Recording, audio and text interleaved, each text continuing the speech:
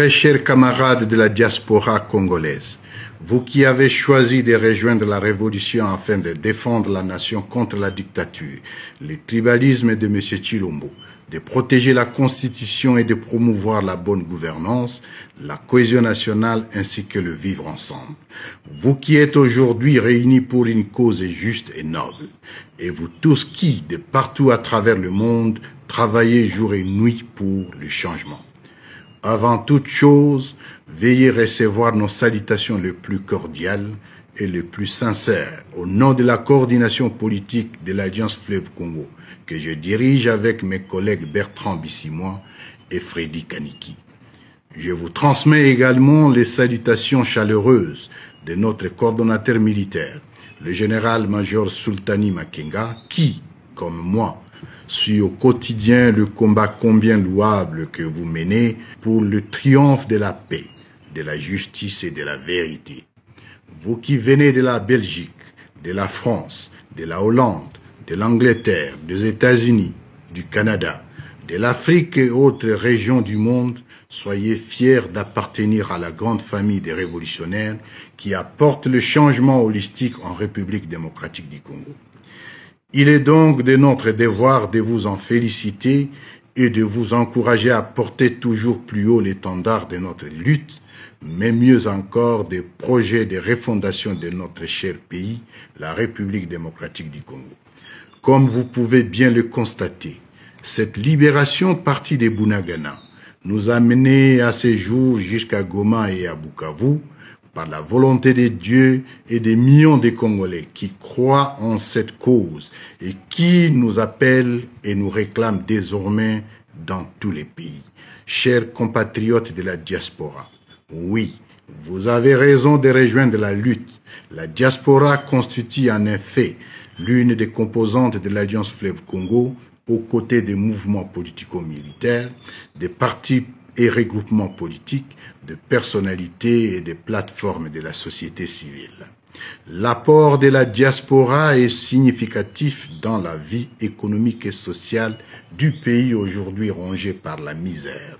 Ceci étant, notre lutte se résume en 4 mots: l'engagement, la détermination, la discipline et le sacrifice. Il y a de nos compatriotes qui ont sacrifié leur vie pour cette révolution et beaucoup continuent à s'engager jusqu'au sacrifice suprême. Pour les honorer, il est impérieux que chacun de vous s'approprie ces combats et devienne ambassadeur de l'AFC dans sa famille, son quartier et sa ville, parce que notre révolution constitutionnelle mérite ses inscriptions dans la rubrique bravoure de l'histoire de notre beau pays.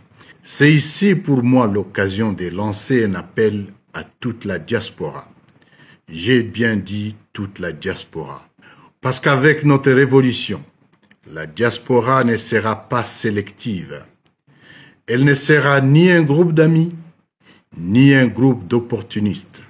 Bien au contraire, nous ouvrons les portes sans distinction aucune aux meilleurs d'entre vous selon vos domaines d'expertise.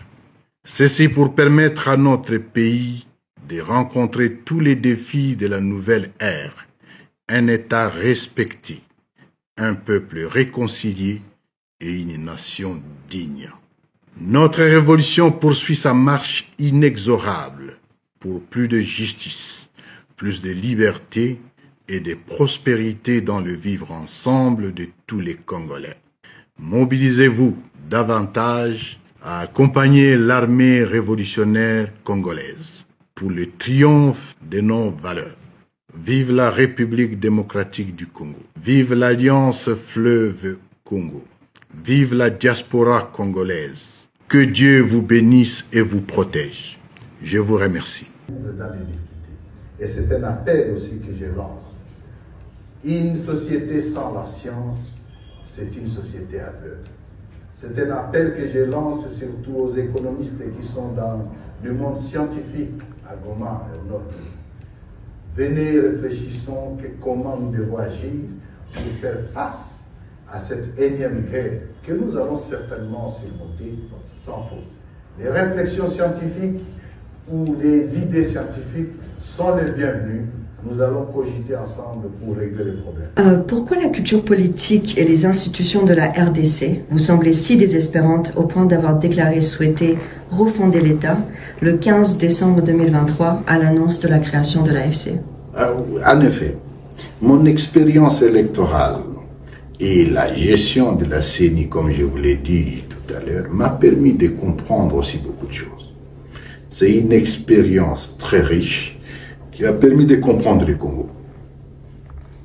J'ai visité tous les Congos, toutes les provinces, presque tous les territoires, et j'ai compris les vrais problèmes du Congo. C'est la raison pour laquelle je vous ai parlé d'un questionnement sur le mode de gouvernance qui est dans mon pays. Ce qui est sûr, aujourd'hui, 60 ans après l'indépendance, il est malheureusement constaté que nous continuons à blâmer les autres. Nous continuons à trouver des boucs émissaires. Nous continuons à penser que non, c'est d'autres qui doivent nous donner à manger, que c'est d'autres qui doivent sécuriser les pays, que c'est d'autres qui doivent faire ce qui est de notre responsabilité. Pour nous, ayant compris ces éléments, nous nous sommes dit, pourquoi depuis 30 ans, il y a par exemple la question d'insécurité permanente au Congo, surtout dans sa partie orientale. De l'Ituri, du moins des Ouélé en Ituri jusqu'au Katanga, au nord Katanga surtout, l'insécurité est permanente, surtout dans la partie d'Ituri, au nord Kivu, au sud Kivu, Maniema. Et aujourd'hui, cette insécurité s'est élargie avec des conflits ethniques et même à la partie ouest, nous avons au Congo ce qu'on appelle l'absence d'autorité d'État. Je dirais même que c'est l'absence de l'État. Parce que le rôle premier de l'État, c'est quoi?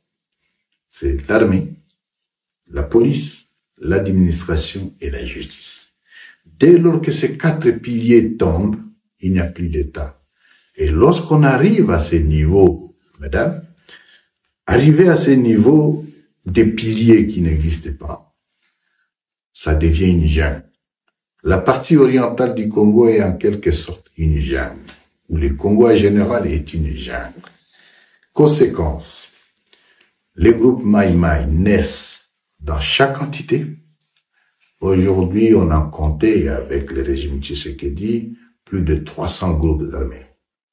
Alors qu'en 2018, le Congo, bien sûr, qui avait des problèmes, le nombre de groupes armés avait déjà baissé jusqu'au niveau de moins de 30. Les bandits des autres pays, voyant que la jungle est au Congo, tous viennent au Congo. C'est le cas des FDLR. Bandits ou des anciens génocidaires, des prix pour nous arrêter. Nous n'avons plus rien à perdre. Nous nous battrons